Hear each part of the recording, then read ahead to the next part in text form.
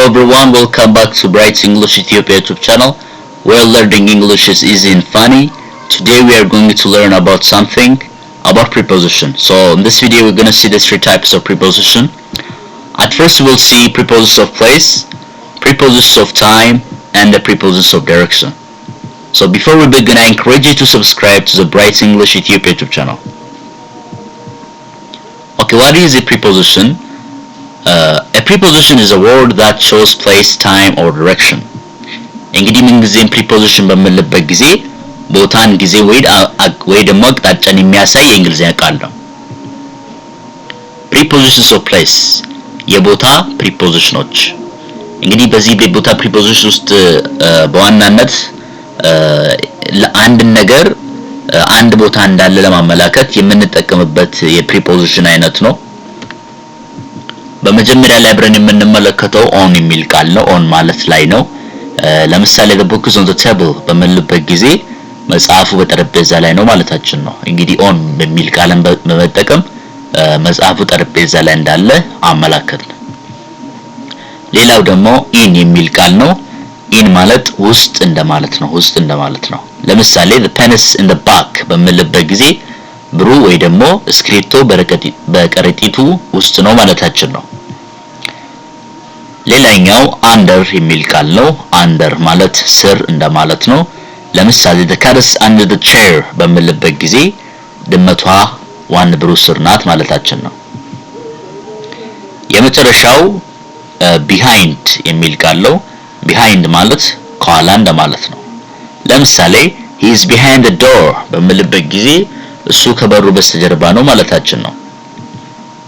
የመጨረሻው next to የሚል ቃል ነው። next to ማለት አጠገብ እንደማለት ነው። ለምሳሌ she is next to me በመልበት ጊዜ እሷ ከእኔ አጠገብ ነች ማለታችን ነው። እንግዲህ የተመለከትናቸው on, in, under, behind እና next to አንድ ነገር አንድ ቦታ እንዳለ ወይ ደግሞ አንድ ድርጊት የፈለጋችሁትን ነገር ብቻ በቃ ማለት ትችላላችሁ ማለት ነው። ግን አንድ ቦታ specific area አንድ specific የሆነ የተወሰነ ቦታ አንድ ነገር የተካሄደ ለመግለጽ ግዴታ preposition of place ያየናቸውን ቃላቶች መጠቀም ይገባቸዋል ማለት ነው። ሁለተኛ ላይ ደግሞ አብረን የምንመለከተው ስለ preposition of time ነው። እንግዲህ prepositions of time በመለበት ጊዜ የጊዜ preposition የምንለው ማለት ነው። በዚህ የጊዜ preposition ላይ ደግሞ አንድ ነገር በየትኛው ጊዜ እንደተፈጸመ ወይ ደግሞ አንድ ነገር መቼ እንደተካሄደ ለመግለጽ የምንጠቀምበት የpreposition አይነት ነው። at የሚል ቃል እንደማለት ነው። ለምሳሌ we ate lunch at 12 o'clock በመልበት ጊዜ በ12 ሰዓት ላይ ምሳ እንበላለን ማለታችን ነው። ሌላኛው on የሚል ቃል ነው። on ማለት ላይ እንደማለት ነው። ለምሳሌ I was born on Monday በመልበት ጊዜ የተወለድኩት ሰኞ ላይ ነው ማለታችን ነው። ሌላኛው ደግሞ in የሚል ቃል ነው።